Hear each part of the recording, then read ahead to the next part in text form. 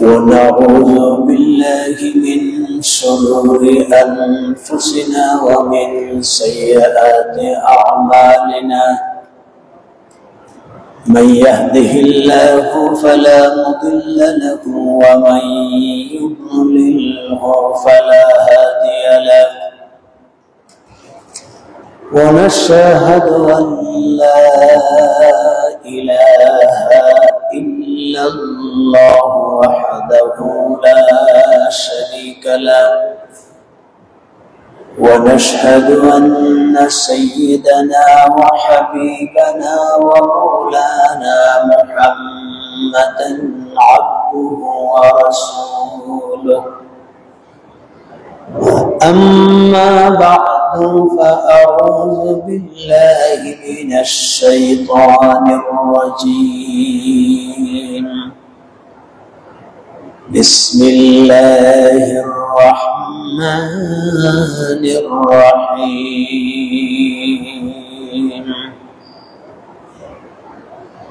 يا أيها الذين آمنوا استعينوا بالصبر والصلاة إن الله مع الصابرين وقال تبارك وتعالى إن الله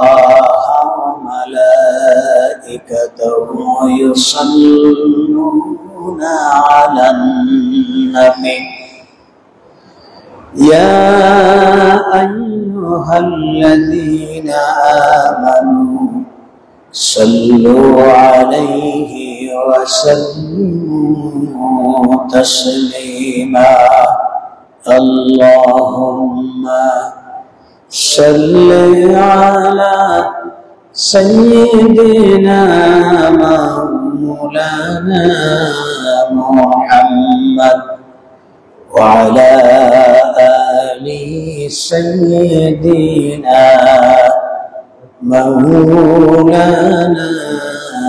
محمد بلغ العلا بكماله كشف الدجى بجماله حسنت جميع خصاله صلوا عليه وآله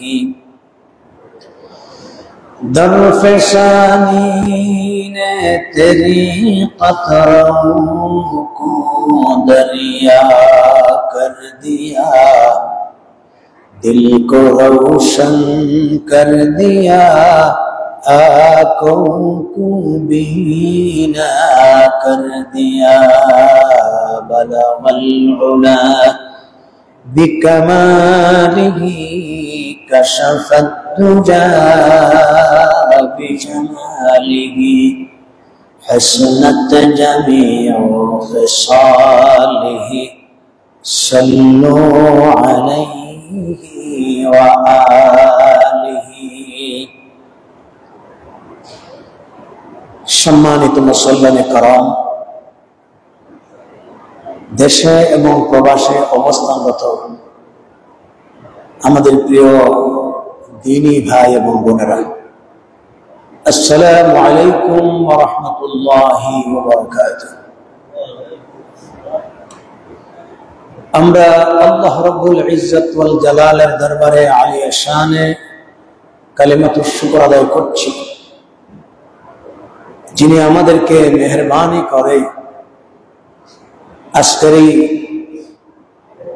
পবিত্র সালাতুল জুমআ আদায়ের জন্য আল্লাহ রাব্বুল আলামিনের দরবারে আল্লাহ পাকের ঘরে উপস্থিত হওয়ার তৌফিক এনায়েত করেছেন এজন্য দিল থেকে শুকরিয়া আদায় করছি আলহামদুলিল্লাহ লাইন শাকারতুম লাযীদান্নাকুম ওয়া লাইন কাফারতুম ইন্না আযাবি লাশাদীদ আল্লাহর বান্দারা যখন কোন নিয়ামতের শুকরিয়া আদায় করে কৃতজ্ঞতা প্রকাশ করে আল্লাহ পাক নিয়ামত আর বাড়াইয়া দেয় আর যদি আল্লাহ পাকের নাশুকরি করে তাহলে আল্লাহ পাকের পক্ষ থেকে শক্ত শাস্তির ব্যবস্থা রয়েছে। আল্লাহ পাকের ঘরের সাথে তাল্লুক রাখা, সকলের আগে ভাগে মসজিদে উপস্থিত হওয়া, বিশেষ করে জুমার দিনে বাসা থেকে বা যার যার অবস্থান থেকে ওযু সহকারে জুমার নামাজ আদায়ের লক্ষ্যে মসজিদে উপস্থিত হওয়া, এটা সকলের ভাগ্যে জুটে না। আল্লাহ পাকের এই নিয়ামত আমাদেরকে দিয়েছেন, আমরা সকলের আগে ভাগে আসতে পেরেছি, আল্লাহর ঘরে অবস্থান করেছি এবং এখানে যতক্ষণ অবস্থান করব ততক্ষণ দুনিয়ার সকল প্রকারের গুনাহ থেকে, অন্যায় থেকে, পাপ থেকে মুক্ত থাকব। তো এই যে পাপ মুক্ত, গুনাহ মুক্ত একটা পরিবেশে আল্লাহর এই নিয়ামতে আমাদেরকে ভাগীদার হওয়ার তৌফিক দান করলেন, এই জন্য আবারও শুকরিয়া আদায় করি। সবাই বলি আলহামদুলিল্লাহ। সম্মানিত হাজিরিনে কেরাম, আমরা আজকে যে বিষয়ে কথা বলবো, বিপদ আপদ মুসিবতের কারণ এবং তা থেকে উত্তরণের উপায়। এই বিষয়টা আমরা এজন্য নির্ধারণ করেছি, আপনারা জানেন বিগত 21শে জুলাই রাজধানীর উত্তরায় একটি বিমান দুর্ঘটনায় মাইলস্টোন স্কুল অ্যান্ড কলেজের কচি কচি অসংখ্য বাচ্চারা প্রাণহানি ঘটল। এই যে বিপুল সংখ্যক কচি কচি বাচ্চারা মারা গেল, স্কুলের 2জন শিক্ষিকা প্রাণ দিল, এটি একটি রাষ্ট্রীয় এবং মানবিক বিপর্যয়। এটা আমাদের জন্য একটা মুসিবত, যে ঘটনার জন্য আমরা সবাই সুখে সুখাহত। ইতিমধ্যে সরকার রাষ্ট্রীয়ভাবে শোক পালন করেছে। গোটা পৃথিবীতে এই ঘটনা যাদের নজরে পড়েছে, এই হৃদয় বিদায়ক ঘটনার কারণে অজান্তে মানুষের চোখের পানি চলে এসেছে। তো মাঝে মাঝে এই ধরনের আকস্মিক দুর্ঘটনা আমাদের ভিতরে যখন বিপদ আসে, মুসিবত আসে, আমরা কেন মুসিবত আসে, কেন বিপদ আসে, আর এই জাতীয় বিপদ থেকে বাঁচার উপায়টা কি, আমরা এই বিষয়ে আল্লাহ রাব্বুল আলামিনের কালামুল্লাহ শরীফ, বিশ্ব নবী মুহাম্মদ রাসূলুল্লাহ সাল্লাল্লাহু আলাইহি ওয়াসাল্লামের জীবন থেকে আমরা শিক্ষা নিব যে এই ব্যাপারে কোরআন এবং সুন্নাহ কি বলে। সম্মানিত হাজিরিন কিরাম, কোরআনুল কারীমে আল্লাহ রাব্বুল আলামিন মানবিক বিপর্যয়, আমাদের উপরে যত মুসিবত আসে, বিপদ আসে, এর উল্লেখযোগ্য কয়েকটা কারণ বর্ণনা করেছেন। 1 নম্বর কারণ হচ্ছে যে এটা মানব জীবনে ইমানের পরীক্ষা। মুমিনদের জীবনে কি? ইমানের পরীক্ষা। আল্লাহ রাব্বুল আলামিন কোরআনুল কারীমের সূরাতুল বাকারা 155 নম্বর আয়াতে আল্লাহ পাক বলেন, وَلَنَبْلُوَنَّكُمْ بِشَيْءٍ مِّنَ الْخَوْفِ وَالْجُوعِ وَنَقْصٍ مِّنَ الْأَمْوَالِ وَالْأَنفُسِ وَالثَّمَرَاتِ। আল্লাহ রাব্বুল আলামিন বলেন, ওয়ালানাবলুওয়ান্নাকুম, অবশ্যই আমি তোমাদের কাছ থেকে পরীক্ষা নেব, তোমাদের কাছ থেকে ইন্টারভিউ নেব, মিনাল খাউফ, ভয় ভীতির দ্বারা, ওয়াল জু', অভাব অনটনের দ্বারা, ওয়া নাকসিম মিনাল আমওয়ালি ওয়াল আনফুসি ওয়াস সামারাত, তোমাদের প্রাণ এবং মালের ক্ষতি সাধনের দ্বারা, ওয়াস সামারাত, ফসলাদি ধ্বংসের দ্বারা। তেলাওয়াতকৃত আয়াতে আল্লাহ তাআলা 5টা বিষয় এখানে উল্লেখ করেছেন। 1 নম্বরে ভয়ভীতি, মিনাল খাউফ। 2 নম্বরে ওয়াল জু, অভাব অনটন। ওয়া নাকসিম মিনাল আমওয়ালি ওয়াল আনফুসি ওয়াস সামারাত। 3 নম্বরে বলেছেন সম্পদ এবং প্রাণহানি। 3 আর 4 আর 5 নম্বরে বলেছেন ওয়াস সামারাত, ফসলাদি ধ্বংসের মাধ্যমে। এই যে খরা, বন্যা, টর্নেডো, সাইক্লোন, যেগুলা প্রাকৃতিক দুর্যোগ হঠাৎ করে এসে আমাদের খাদ্য, শস্য, শ্যামল জমিগুলি সব নষ্ট করে দেয়। আল্লাহ তাআলা বলছেন এইগুলি যখন তোমাদের সামনে আসে, এই বিপদ আপদগুলি, মুসিবতগুলি আসে, এটি হচ্ছে আল্লাহর পক্ষ থেকে একটা পরীক্ষা। তাহলে আমরা 1 নম্বর কারণ জানলাম, এটা আল্লাহর পক্ষ থেকে কি পরীক্ষা। সবাই বলেন আল্লাহর পক্ষ থেকে পরীক্ষা। এই দুনিয়ার জীবনটাই পরীক্ষা। কোরআনে কারীমে আল্লাহ রাব্বুল আলামিন আরো বলেছেন আল্লাযী খালাকাল মাউতা ওয়াল হায়াতা লিয়াবলুয়াকুম আইয়ুকুম আহসানু আমালা। তিনি আল্লাহ রাব্বুল আলামিন তোমাদের মৃত্যু এবং জীবন সৃষ্টি করেছেন।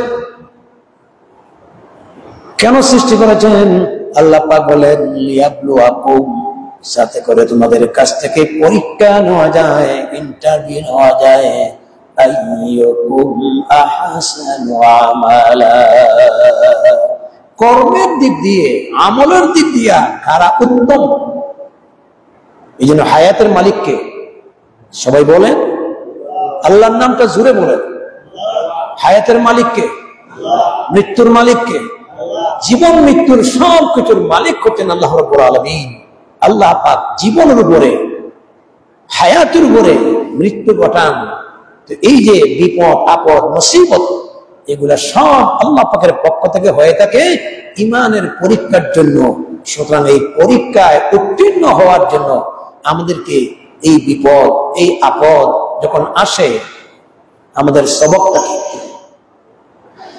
আল্লাহ রাব্বুল আলামিন বলেছেন ওয়াবাশশিরিস সাবিরিন আল্লাযীনা ইযা আসাবাতুহুম মুসিবা ক্বালু ইন্না লিল্লাহি ওয়া ইন্না ইলাইহি রাজিউন।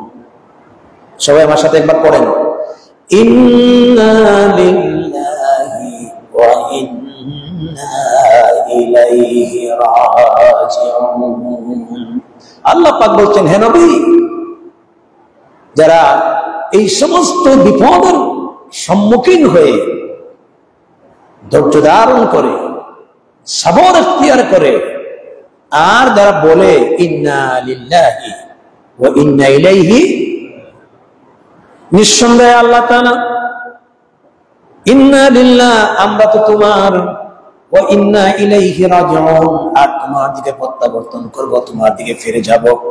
আল্লাহ পাক বলেন বিপদের সময়, মুসিবতের সময় সবর ধারণ করে আর এই কথাটা বলে ইন্না লিল্লাহি ওয়া ইন্না ইলাইহি রাজিউন, আমি আল্লাহ রাব্বুল আলামিন তাদের কাছ থেকে বিপদ দূরীভূত করে নেই। সুবহানাল্লাহ। অতএব ইমানদার যারা আছে, বিশ্বাসী যারা আছে, যে কোনো বিপদে সে ঢলে পড়বে না।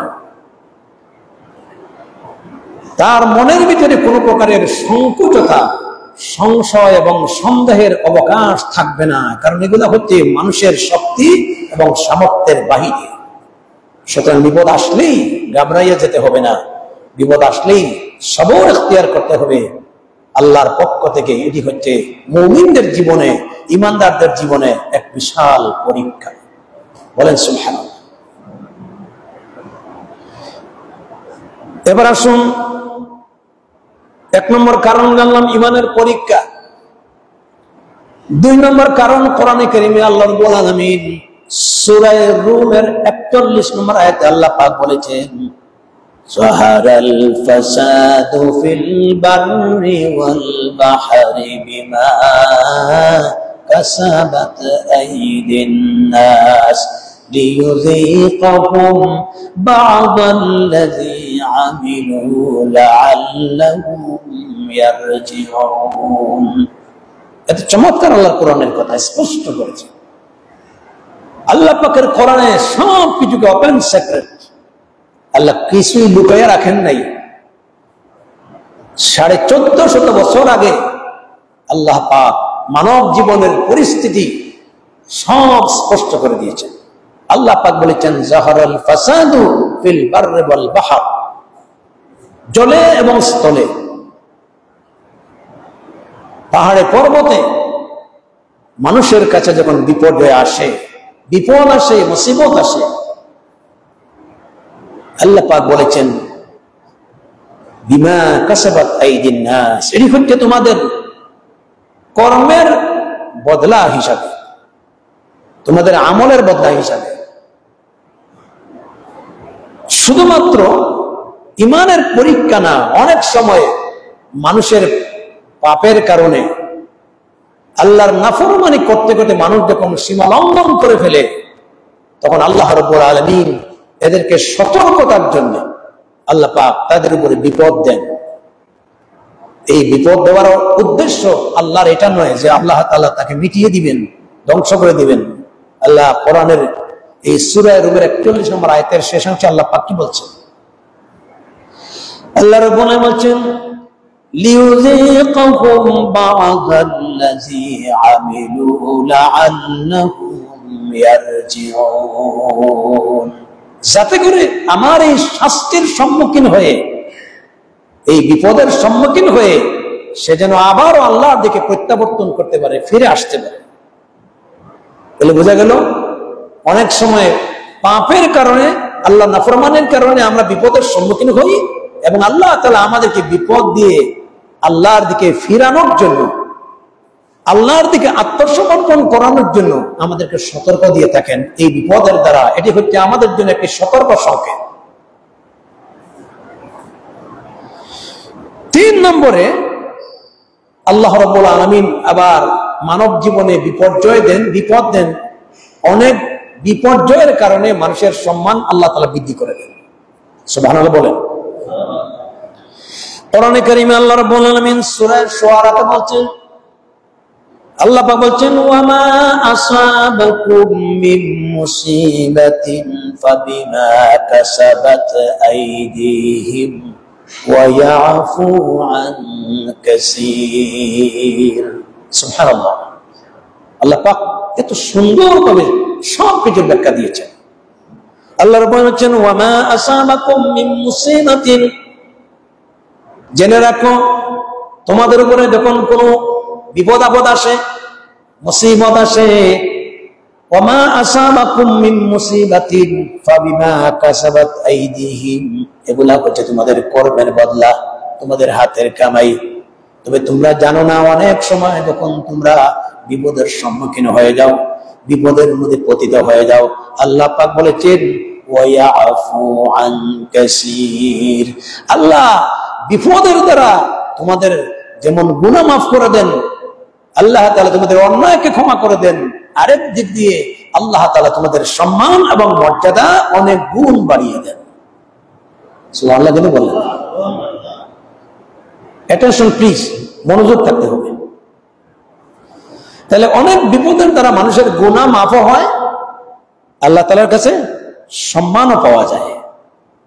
সম্মানিত হাজী کرام, আজকের যে আমাদের সমাজে বিভিন্ন পরিস্থিতির সম্মুখীন হয়ে আমাদের কাছে যখন বিপদ আসে, মুসিবত আমাদেরকে হাত ছানিয়ে দেখে, এই অবস্থাতে আমাদের সবথেকে বড় শিক্ষা হচ্ছে যে ইমানের পরীক্ষা হোক আর গুনাহের বদলা হোক, আর আমরা অপরাধ করার কারণে শাস্তি স্বরূপ হোক, এই অবস্থাতেই মুমিনরা কোনোদিন ডরে পড়বে না, বরং এই বিপদ থেকে উত্তরণ যেটি হয়, আমরা অনেকে আবার এটা ভাষা বলি যে আমরা এই পরিস্থিতির মোকাবেলা করব। মোকাবেলা শব্দটা বলা ঠিক না, অর্থাৎ এই পরিস্থিতিতে আমরা কিভাবে উত্তরণ ঘটাবো, এই পরিস্থিতি আমরা কিভাবে কাটিয়ে উঠবো, আল্লাহ রাব্বুল আলামিন সেই পরিস্থিতি কাটিয়ে ওঠার জন্য আমাদেরকে যে শিক্ষা দিয়েছেন, আল্লাহ তাআলা বলেছেন ইযা আসাবাতুহুম মুসিবা ক্বালু ইন্না লিল্লাহি ওয়া ইন্না ইলাইহি রাজিউন।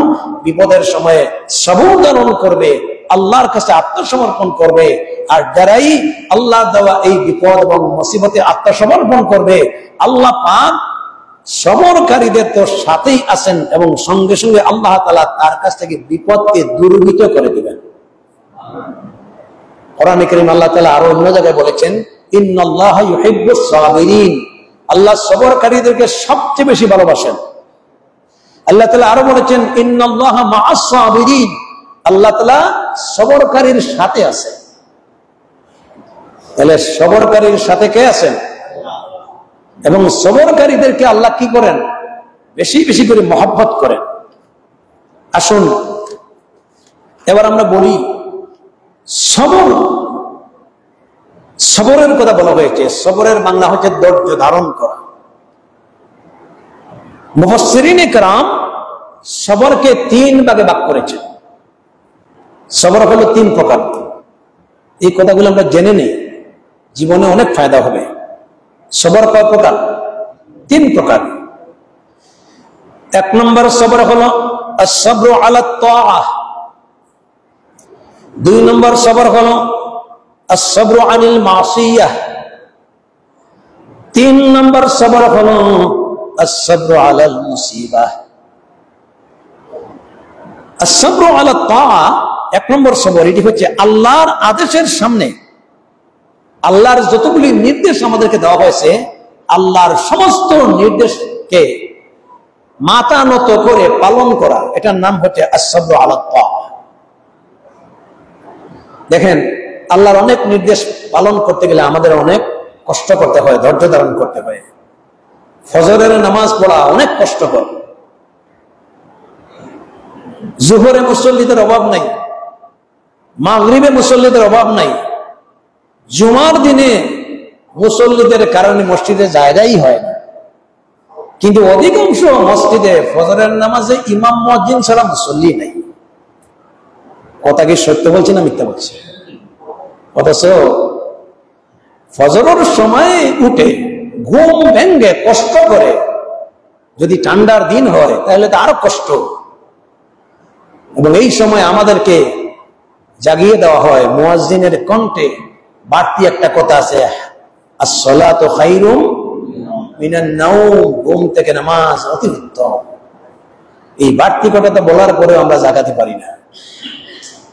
এখন যদি আপনি আপনার নফসের সাথে, আপনার মনের সাথে যুদ্ধ করে যে আমি ঠান্ডাকে উপেক্ষা করব, ঘুমকে আমি ভেঙে দেব, আল্লাহর নির্দেশ পালনার্থে আমি এই গভীর রজনীতে দাঁড়িয়ে জাগিয়ে আল্লাহর মসজিদে গিয়া আল্লাহ তাআলার নির্দেশ পালন করব, আস-সাবরু আলা তাআহ, এই কাজটা যদি আপনি করতে পারেন, আপনি 1 নম্বর সবরকারীদের অন্তর্ভুক্ত হয়ে গেলেন।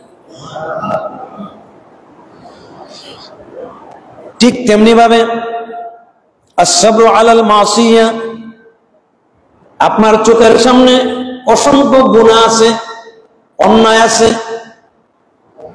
এবং এই গুনাহ থেকে নিজেকে রক্ষা করা। চোখের মধ্যে গুনাহ আছে, কানের দ্বারা গুনাহ আছে, জবানের দ্বারা গুনাহ আছে। নবী করিম সাল্লাল্লাহু আলাইহি ওয়াসাল্লাম তিনি বলেছেন, জেনে রাখো, মাইয়াজমানলি ওয়া মা বাইনা লিহিয়াইহি ওয়া মা বাইনা রিজলাইহি আজমান লাহুল জান্নাহ। রাসূল করিম সাল্লাল্লাহু আলাইহি ওয়াসাল্লাম বলেছেন, তোমাদের বডির ভিতরে 2টা জায়গা হচ্ছে বড় মূল্যবান জায়গা। এই জায়গাগুলি অপরাধের দিকে এগিয়ে যায়, অপরাধ করার সুযোগ পায়। যদি তোমরা তোমাদের এই 2টা জায়গাকে অপরাধ থেকে মুক্ত রাখতে পারো, আমি রাসূলুল্লাহ তোমাদের জন্য জান্নাতের জামিন হয়ে যাব। একটি হচ্ছে 2টা ঠোঁট, আরেকটা হচ্ছে লজ্জাস্থান, 2 রানের মাঝখান। এই 2 জায়গা দ্বারা অনেক অপরাধ সংগঠিত হয়, চোখের দ্বারা অনেক অপরাধ সংগঠিত হয়। আজকে সমাজ ব্যবস্থাতে অপরাধে ভরা, সেই অপরাধ থেকে কানকে রক্ষা করা, চক্ষুকে রক্ষা করা, দিলকে রক্ষা করা, এটা বড় কষ্টকর ব্যাপার। তো নিজের চোখকে রক্ষা করা আল্লাহর গুনাহ থেকে, জবানকে রক্ষা করা আল্লাহর গুনাহ থেকে, লজ্জাস্থানকে রক্ষা করা আল্লাহর নাফরমানি থেকে, এটি হচ্ছে আস-সাবরু আলাল মাসিয়া, অর্থাৎ এটাও একটা সবর যে আমি আল্লাহর ভয়ে, জাহান্নামের ভয়ে আমি আমার চোখকে, আমার শরীরকে গুনাহ থেকে রক্ষা করলাম। এটি একটি সবর, 2 নম্বর সবর। যদি এই কাজটা কেউ করতে পারে, আল্লাহ পাক 2 নম্বর সবরের মর্যাদা আপনাকে দান করবেন। চোখের দ্বারা গুনাহ আছে কি নাই? এখন রাস্তাঘাটে যেভাবে সুন্দরী নারীরা চলাফেরা করে, আধুনিক ডিজাইন নিয়ে, অনেকে আবার বোরকাও পরে। কোরআনে কোথায় বোরকার কথা বলা হয়নি, হাদিসে কোথায় বোরকার কথা বলা হয়নি, বড় চাদরের কথা বলা হয়েছে, শালীন পোশাক পরার কথা বলা হয়েছে। কিন্তু এখনকার এই মডার্ন যুগে যে বোরকা আবিষ্কার হয়েছে, এগুলার দ্বারা কারো নারীকে আরো সুন্দর লাগে। নিজের ইজ্জত আপু রক্ষা হয় না, বরং সৌন্দর্যের প্রকাশ পায়। এখন আপনি যখন একবার তাকাবেন, নফসে চাইবে যে নারীটা কত সুন্দর, তুমি সুন্দর এই জন্য চেয়ে থাকি। এক কবির একটা ভাষা আছে, সব সুন্দরের দিকে তাকানো ঠিক না। যদি আপনি লোলুপ দৃষ্টিতে, যৌন দৃষ্টিতে যদি কোনো সুন্দরী নারীর প্রতি আপনি আকর্ষণে তাকান, আপনার চোখের জিনা হবে। এবং কিয়ামতের দিন আল্লাহ রাব্বুল আলামিন এই অপরাধের কারণে আল্লাহ তাআলা সীসাকে গলিয়ে চুকে নিক্ষেপ করে এরপরে বলেন, যুকু, এই অন্যায় কাজ করার জন্য আজকের শাস্তি ভোগ করো, দেখো কেমন মজা লাগে। আওয়াজ দিয়ে বলেন আল্লাহু আকবার। তাহলে বোঝা গেল সমাজের ভিতরে যত অন্যায় আছে, সোশ্যাল ক্রাইম আছে, যত সামাজিক অপরাধ আছে, এ থেকে নিজেকে রক্ষা করে চলার নাম এটি আস-সাবরু আলাল মাসিয়া। এই সবর আজকে আমাদের কয়জনের আছে? আর 3 নম্বর সবর হচ্ছে আস-সাবরু আলাল মুসিবা। বিপদ এসে গেছে, মুসিবত এসে গেছে, ধৈর্য ছাড়া কোনো উপায় নেই। আজকে আমরা কথা বলছিলাম ঢাকা উত্তরার বিগত 21 জুলাই বিমান দুর্ঘটনায় মাইলস্টোন স্কুল অ্যান্ড কলেজের যে সমস্ত আমাদের ছোট্ট ছোট্ট সোনামণিরা প্রাণ হারালো, স্কুলের শিক্ষিকা এই সন্তানগুলিকে রক্ষা করতে গিয়ে তাদেরও জীবনটা দিয়ে দিল। এই বিপদ মুসিবতের কারণে সারা বাংলাদেশ সহ বিশ্বের মানুষ সুখে সুখাহত। এই যে বিপদ, এটা আস-সাবরু আলাল মুসিবা, এইটা মুসিবত, এই বিপদ, এটা আমাদের জন্য একটা বড় শিক্ষা রয়েছে। যাদের সন্তানগুলি প্রাণ হারিয়েছে, এই সন্তানগুলি তাদের নয়। আমরা যদি নিজেকে একজন গার্জিয়ান, অভিভাবক মনে করি, তাহলে বুঝতে হবে যে এই সন্তানগুলি আমাদের সন্তান, ঠিক কিনা? যদি এই ঘটনায় আমার কোনো সন্তান প্রাণহানি ঘটত, তাহলে আপনি কত বড় বিপদে পড়তেন। সন্তান হারার বেদনা আমরা দেখেছি, কত মায়ের চোখের পানি। এক মা গিলাপ করে কাঁদছে, স্কুলের টাইম হয়ে যাওয়াতে আমি ছেলেকে মুখে খাবার তুলে দিতে পারি নাই। বলছে, মা আমি স্কুল থেকে এসে খাবো। তার জীবনের একটা স্মৃতি। আরেক মা বিলাপ করে কাঁদছে যে আল্লাহ, আমার বিবাহ হওয়ার পরে দীর্ঘ 10টা বছর পর্যন্ত আমি সন্তানের মুখ দেখতে পারি নাই। আমাদের সমাজের ভিতরে কিছু কুসংস্কার আছে। যদি কোনো ফ্যামিলিতে মা বাবা হতে পারে না, তাহলে সমাজের এই কুসংস্কারের কারণে মানুষের কাছে সে লজ্জিত হয় এবং বিভিন্ন ধরনের কুৎসা রটনা করা হয় যে এ আর কেমন মানুষ, আজ 10 বছর হয়ে গেল বাবা হওয়া, মা হওয়ার ভাগ্য হলো না। এই জাতীয় কথা আমাদের সমাজে আছে কি নেই? এগুলা কেউ বলবেন না, কারণ একটা জিনিস মনে রাখতে হবে, সন্তান দেওয়ার মালিককে, না দেওয়ার মালিককে। আল্লাহ কোরআনে বলছেন, আমি কাউকে ছেলে দেই, কাউকে মেয়ে দেই, কাউকে ছেলে মেয়ে কিছুই দেই না। এই জন্য দেওয়ার মালিকও আল্লাহ, না দেওয়ার মালিকও কে? আল্লাহ পাক। আবার অনেক সময় সন্তান হতে গিয়ে সময় লাগে, অস্থির হয়ে যায়। মেয়েটা কাঁদছে আর বলছে, রব্বুল আলামিন, আমি আমার স্বামীর কাছে লজ্জিত, সমাজের কাছে অপমানিত, তোমার কাছে কান্নাকাটি করতে করতে দীর্ঘ 10টা বছর পরে আমারে তুমি একটা সন্তান দিলা। এই সন্তানের মুখটা দেখে আমার ফ্যামিলি আনন্দ হোক, আমার স্বামী আনন্দিত। আমি তাকে নিয়ে উমরা করেছি, আমার স্বামী সহ ফ্যামিলি সহ তোমার ঘর বাইতুল্লাহ শরীফ জিয়ারত করেছি। আজকে আমার এই 10 বছরের পরে তোমার দেওয়া নিয়ামত সন্তানটা পাওয়ার পরে এই সন্তানটা স্কুলে গিয়ে নিহত হয়ে গেল, আমি এবার তোমার কাছে কি দরখাস্ত করব? বিলাপ করতেছে। ভাই আমার, স্বাভাবিকভাবে সন্তানাদি মারা গেলে মানুষ ইমোশনাল হয়ে যায়, ধৈর্য হারা হয়ে যায়, এটাই স্বাভাবিক। এটা শুধুমাত্র ওনাদের জীবনে না, আমাদের জীবনেও ঘটতে পারে। কিন্তু একটা জিনিস মনে রাখতে হবে, আমরা যারা ইমানদার, আমরা যারা আল্লাহ বিশ্বাসী, আমরা যারা পরকাল বিশ্বাসী, আমরা ইমোশনাল হয়ে চলবে না। এই বিপদে মুসিবতে আল্লাহ রাব্বুল আলামিন আমাদেরকে ধৈর্যের শিক্ষা দিয়েছেন। জোরে বলেন, কিসের শিক্ষা দিয়েছেন? জোরে বলেন, সবরের শিক্ষা দিয়েছেন। কারণ এখানে আমাদের কারো হাত নাই। যে বিমানের ক্যাপ্টেন আমি দেখলাম, আপনারাও দেখেছেন, মাত্র 6 মাস আগে সে সাংসারিক জীবন শুরু করেছে। তার জীবনে একটা বড় স্বপ্ন ছিল এবং তার নববধূর কাছ থেকেও সে বলে আসছে যে আজকে আমি বিমান চালাবো, এটাই আমার প্রথম পরীক্ষা এবং এরপর আমি ছুটি পাবো, তোমাকে নিয়ে আমি হানিমুনে যাব।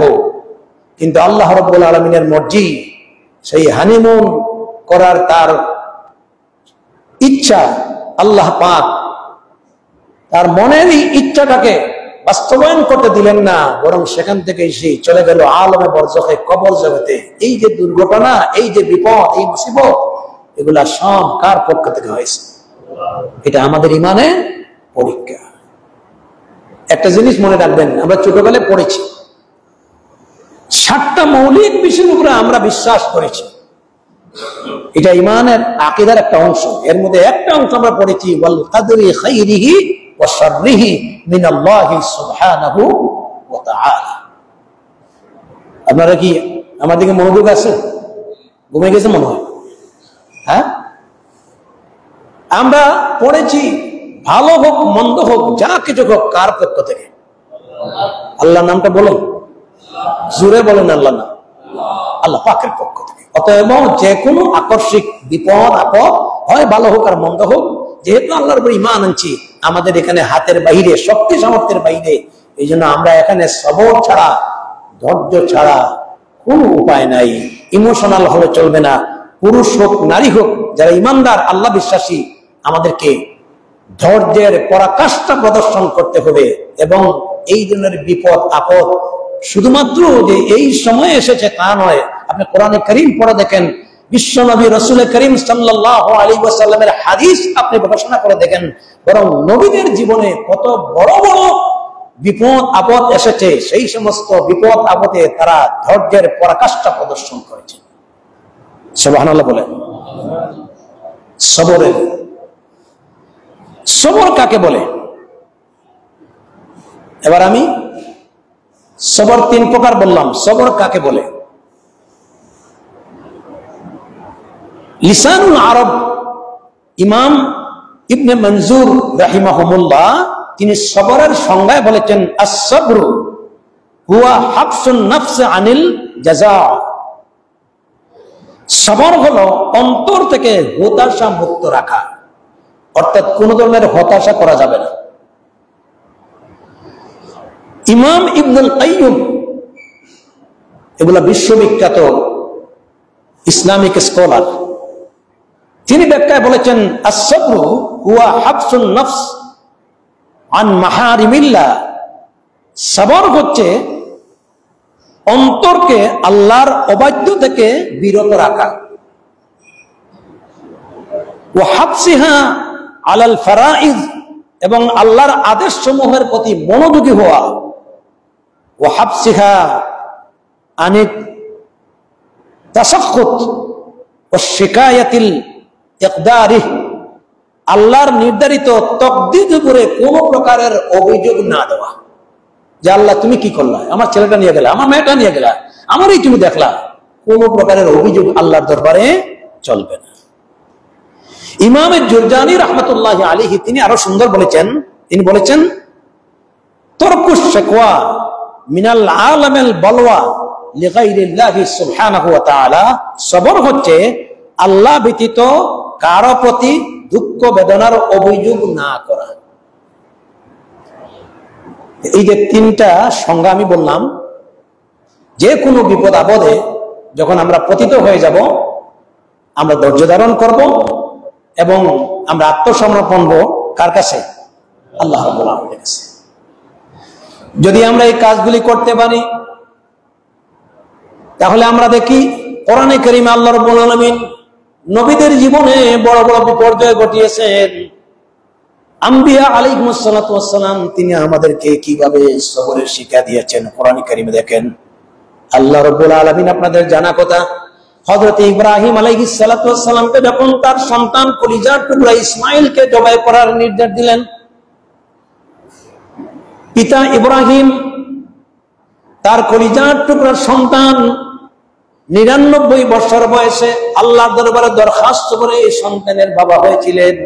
সেই সন্তানকে জবাই করার উদ্দেশ্যে মিনার প্রান্তরে নিয়ে তার সামনে আল্লাহর কথা শুনিয়ে দিলেন, বললেন ইয়া বুনাইয়া ইন্নী আরা ফিল মানাম আন্নী আযবাহুক ফানজুর মাযা তারা। ইয়া বুনাইয়া, বুনাইয়া শব্দটার অর্থ হচ্ছে হে আমার কলিজার টুকরা। সন্তানকে মানুষ তার কলিজার অংশ, তার মহব্বত ভালোবাসা এইভাবেই প্রকাশ করে। আল্লাহ বলছেন, ইব্রাহিম বলছেন ইয়া বুনাইয়া ইন্নী আরা ফিল মানাম, আমি মহান আল্লাহ রাব্বুল আলামিনের দরবার থেকে আদিষ্টিত হয়েছি, তিনি চাচ্ছেন তার রাস্তায় তোমার কোরবানি দিতে। ফানজুর মাযা তারা, এই ব্যাপারে তোমার মতামত জানতে চাই, তোমার মতটা কি?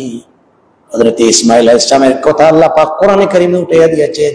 ইসমাঈল বলেছেন ইয়া আবাতি ফাআল মা তু'মার সাতাজিদুনি ইনশাআল্লাহু মিনাস সাবিরিন। এ আমার পিতা, আল্লাহ পাক যদি আপনাকে নির্দেশ দেন তার রাস্তায় আমার কুরবানি দিতে, আপনি তাড়াতাড়ি এই কাজটা সম্পাদন করুন, আর আমি এই ব্যাপারে সবরকারীদের অন্তর্ভুক্ত হওয়ার চেষ্টা করব। আওয়াজ দিয়ে জুড়ে বলছি। ইসমাঈল ইসলাম সবর কিভাবে পরাকাষ্ঠা প্রদর্শন করেছেন, ঠিক তেমনি ভাবে আমরা জানি হযরত ইয়াকুব আলাইহিস সালাতু ওয়াস সালামের সন্তান, তার প্রাণের সন্তান হযরত ইউসুফ নবী আলাইহিস সালাতু ওয়াস সালাম, ভাইরা চক্রান্ত করে বাবার কাছ থেকে খেলায় নিয়ে যাবে এই কথা বলে ফুসলিয়ে নিয়ে গিয়ে তারা কুয়ায় ফেলে দিল হত্যা করার জন্য। ঘটনা কোরআনে আছে কি নেই? জুরবান আছে কি নেই? রাকে আল্লাহ মারেকে, তারা তো মনে করেছিল তাকে আমরা মেরে ফেলেছি, কিন্তু আল্লাহ রাব্বুল আলামিন ওই রাস্তা দিয়ে প্রতীকরা যাচ্ছে, প্রতীকদের প্রয়োজন হলো পানির দরকার। ইয়া বুশরা হাযা গোলাম, এক বালতি পানির সাথে ফ্রি একটা গোলাম পাওয়া গেল।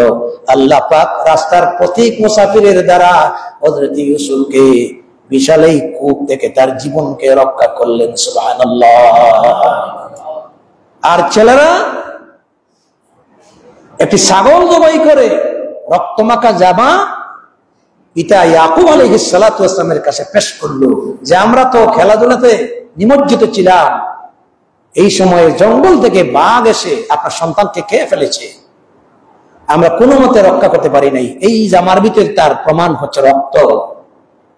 হযরতে ইয়াকুব আলাইহিস সালাতু ওয়াস সালাম তখন তিনি তাদের সাথে কোনো তর্কে লিপ্ত হন নাই, কারণ এই যে অদৃশ্য ঘটনা আদৌ যে বাঘ খেয়েছে না এদের চক্রান্তের শিকার হয়েছে, এটা একমাত্র জানেন কে? নবীরা কিন্তু গায়বের খবর জানেন না। গায়বের খবর জানেন কে? আর জোরে বলেন। তিনি কি বলেছেন?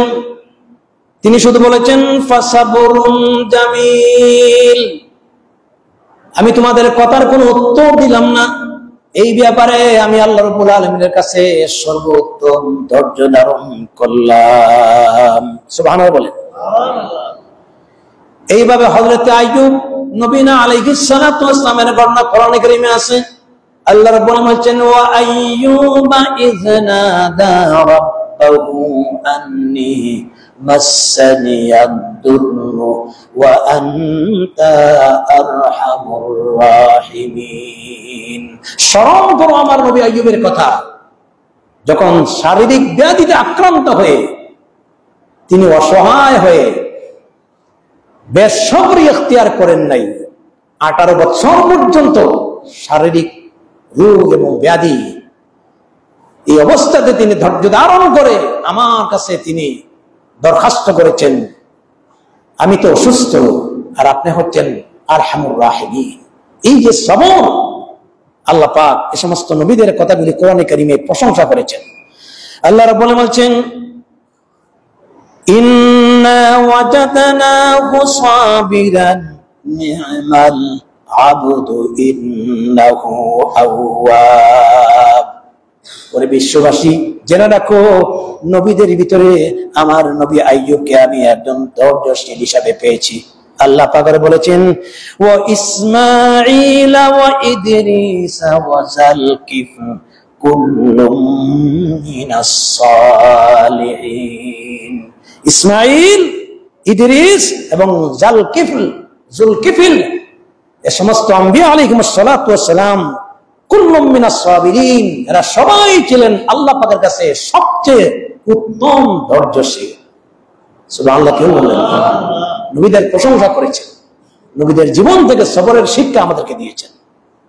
সম্মানিত হাজী কেরাম, আজকের এই মাইলস্টোন স্কুল এবং কলেজের যে বাচ্চাগুলি মারা গেছে, আমরা আসলে ধৈর্য ধরতে পারি না।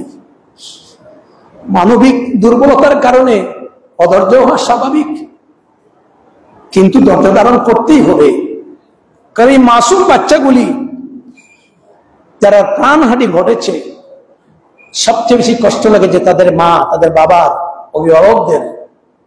কিন্তু বাবাদের উদ্দেশ্যে, মায়েদের উদ্দেশ্যে বলছি যে এটা ঈমানের পরীক্ষা। ধৈর্য ধারণ করুন, সবর ধারণ করুন, সবরের শিক্ষা নেন।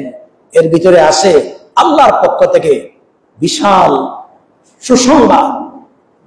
একটা ছোট্ট ছেলে মারা গেলে বা পারিবারিক জীবন থেকে আমাদের কারো আত্মীয় স্বজন হারিয়ে গেলে আপনি সবর ধারণ করবেন, ধৈর্য ধারণ করবেন। হযরত আয়েশা রাদিয়াল্লাহু তাআলা আনহা নবী করিম সাল্লাল্লাহু আলাইহি ওয়াসাল্লামের কাছে জিজ্ঞাসা করেছেন, ইয়া রাসূলুল্লাহ, ফ্যামিলি থেকে যদি কোনো একজন হারিয়ে যায়, তাহলে এই অবস্থাতে আমাদের করণীয়টা কি, আমাদের কাজটা কি, আমরা কি করব? রাসূল করিম সাল্লাল্লাহু আলাইহি ওয়াসাল্লাম বলেছেন, শোনো, যখন কোনো ফ্যামিলি থেকে কেউ হারিয়ে যায় অথবা কেউ মারা যায়, তো আল্লাহ পাক ফেরেশতাদেরকে জিজ্ঞাসা করেন যে তোমরা যে এই ফ্যামিলির একজন লোককে নিয়ে আসলে, তাকে মৃত্যুবরণ করালে, এই অবস্থাতে মাজা কালা আব্দি, তোমরা কি বলতে পারো যে আমার বান্দা এই অবস্থা থেকে সে কি বলেছে? ছেলে মারা গেছে, মেয়ে মারা গেছে, বাবা মারা গেছে, মা মারা গেছে, অথবা নবজাতক শিশু মারা গেছে। রাসূল সাল্লাল্লাহু আলাইহি ওয়াসাল্লাম তিনি বলছেন, আল্লাহ পাক আজরাইল আলাইহিস সালাতু ওয়াস সালাম এবং ফেরেশতাদেরকে জিজ্ঞাসা করলেন, কালা আব্দি, আমার বান্দা কি বলেছে? আল্লাহর নবী বলেন, ফেরেশতারা বলে, ফায়াকুলুনা হামিদাকা ওয়াস্তারজা ইন্না লিল্লাহি ওয়া ইন্না ইলাইহি রাজিউন। রব্বুল আলামিন তার কলিজার টুকরা নবজাতক এই সন্তানগুলিকে মৃত্যুর কারণে সে তোমার প্রশংসা করেছে, আল্লাহর শুকরিয়া আদায় করেছে যে আল্লাহ তুমি আমাকে যে অবস্থার উপরে রেখেছো আমি সবর ধারণ করেছি। আর সে পড়েছে ইন্না লিল্লাহি ওয়া ইন্না ইলাইহি রাজিউন। আল্লাহ পাক বলেন, ফায়াকুলু ইবনুল আবদি ফিল জান্নাহ ওয়া সাম্মুহু বাইতুল হাম। আল্লাহ তাআলা বলেন, তাহলে আমার এই বান্দার ব্যাপারে তোমরা একটা কাজ করো, আল্লাহর জান্নাতে তার জন্য একটা স্পেশাল ঘর নির্মাণ করো, যেই ঘরটার নাম হবে বাইতুল হাম। আরো জোরে বলেন, কি চমৎকার কথা। এই জন্য আপনি যদি বাইতুল হাম নামক জান্নাতে একটা ঘরের মালিক হতে চান, আপনাকে এই সময় ধৈর্য ধারণ করতেই হবে। আল্লাহ রাব্বুল আলামিনের যে কোনো দেওয়া বিপদ আপদে সবর ইখতিয়ার করতে হবে। গার্জিয়ান থেকে একজন মারা গেলেই আপনি ধৈর্য ধারণ করবেন, যেহেতু আমরা নিরুপায়, অসহায়, আমাদের কারো ক্ষমতা নয়, ক্ষমতার বাহিরে। এই জন্য আপনি শুকরিয়া আদায় করবেন, আল্লাহ পাক আমাকে যে পরিস্থিতি রাখছেন এই অবস্থাতে আলহামদুলিল্লাহ। আর আপনি পড়বেন ইন্না লিল্লাহি ওয়া ইন্না ইলাইহি রাজিউন। এই দুইটা কথার কারণে আল্লাহ তাআলা ফেরেশতাদেরকে জিজ্ঞাসা করেন, আমার বান্দা কি বলেছে? যখন ফেরেশতা বলে যে সবর ধারণ করেছে, আল্লাহ বলেন তার নামে জান্নাতে স্পেশাল একটা ঘর নির্মাণ করো, আর এই ঘরটার নাম হবে বাইতুল হাম, অর্থাৎ আল্লাহর প্রশংসিত ঘর। এই ঘরের সত্ত্বাধিকারী ওই সবরকারীদেরকে দেওয়া হবে। হযরত আব্দুল্লাহ বিন আব্বাস রাদিয়াল্লাহু তাআলা বলছেন, তুমি রাস্তা দিয়ে হেঁটে যাচ্ছ, তোমার পায়ে কাঁটাও বিঁধে গেছে, এটাও একটা বিপদ।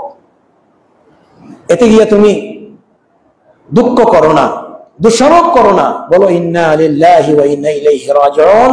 একটা কাঁটা বিঁধেও যে কষ্টটা মানুষ পায়, এর দ্বারা আল্লাহ তাআলা তার সগীরা গুনাহ মাফ করে দেন।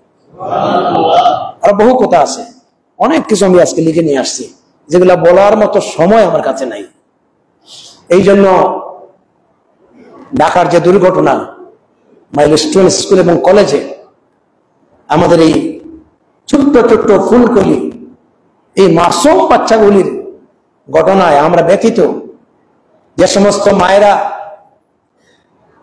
কষ্ট পেয়েছেন, যে সমস্ত গার্জিয়ানরা সুখে সুখাহত, আমরা তাদের সাথেও সুখে সুখাহত। আমরা দোয়া করি আল্লাহ তাআলা এই স্বজন হারা বেদনাকে আল্লাহ তাআলা তাদের অন্তর থেকে মুছে দেন, আল্লাহ তাআলা তাদেরকে সবরে জামিল দান করুন। এবং যেই সমস্ত স্কুলের শিক্ষিকা দেখেন এরা যে কাজ করেছে, আমি তো বলেছি এরা আসলে শুধু শিক্ষক না, এরা এক একটা মা, এক একটা মায়ের কাজ করেছে। বাচ্চাগুলিকে বাঁচাতে গিয়ে তারা নিজেরা প্রাণ দিয়েছে, সুবহানাল্লাহ। এবং আজকে দেখলাম যে সরকারও এদেরকে সম্মাননা দেবে। এই দুইজন শিক্ষিকা বাচ্চাদেরকে বাঁচাতে গিয়ে তারা নিজেরাও মারা গেছে। আল্লাহ রাব্বুল আলামিন তাদেরকে জান্নাতের উচ্চ মুকাম দান করুন। এখনো আশঙ্কাজনক বহু শিশু হসপিটালের বেডে শুয়ে আছে, জ্বলে পুড়ে শরীর ক্ষতবিক্ষত হয়েছে। আমরা দোয়া করি আল্লাহ পাক তাদের শারীরিক সুস্থতা দান করুন, আল্লাহর গায়বী সাহায্য দিয়া আল্লাহ পাক তাদেরকে সুস্থতা দান করুন। আর এই জাতীয় ঘটনা, দুর্ঘটনা আর যাতে বাংলাদেশে না হয়, কারণ আমাদেরও কিছু খাসলতের দোষ আছে। আপনি পৃথিবী ঘুরেন, দুনিয়ার বিভিন্ন দেশ একটু ভ্রমণ করেন, ভিজিটিং করেন, এই রাস্তার ধারে বিমান প্রশিক্ষণ, স্কুল, মেডিকেল, আমাদের দেশে যেভাবে ঘন ঘন, নিরাপত্তার অভাব, পৃথিবীর কোথাও এই সিস্টেমটা নাই। এখানে স্কুলের ছেলেরা বলছে যে প্রতিদিন বিমানের প্রশিক্ষণ হয়, বিমানের ডাকে আমরা পড়াশোনা করতে পারি না, আতঙ্কে থাকি কোন সময় বিমান পড়ে যায়। আজকে সেই আতঙ্ক সত্যিকারের বাস্তবায়ন হয়ে গেল। এই জন্য কর্তৃপক্ষ যারা আছেন, রাষ্ট্রের নির্বাহী মালিক যারা আছেন, এটা ব্যাপারেও চিন্তা ফিকির করার দরকার যে যেখানে কোনো বিমান প্রশিক্ষণ হয় এবং যেখানে নিরাপত্তার অভাব দেখা দেয়, এই জায়গাতে কোনো প্রতিষ্ঠান গড়ে তোলা, সেখানে কোনো স্কুল কলেজ তৈরি করা, এটাও আমাদের সেফটির সমস্যা আছে কি নাই, এটাও আমাদের ভেবে দেখা উচিত। এই কাজগুলি করা উচিত। তো যাই হোক, আল্লাহ রাব্বুল আলামিন আমাদের দেশকে হেফাজত করুন, আমাদের জাতিকে হেফাজত করুন। স্বজন হারা মা এবং বাবা, আত্মীয় স্বজন, পরিবার পরিজনকে আল্লাহ রাব্বুল আলামিন সর্বোত্তম সবরে জামিল দান করুন। সবাই বলেন আমিন। ওয়া আখিরু দাওয়ানা আনিল হামদুলিল্লাহি রাব্বিল আলামিন।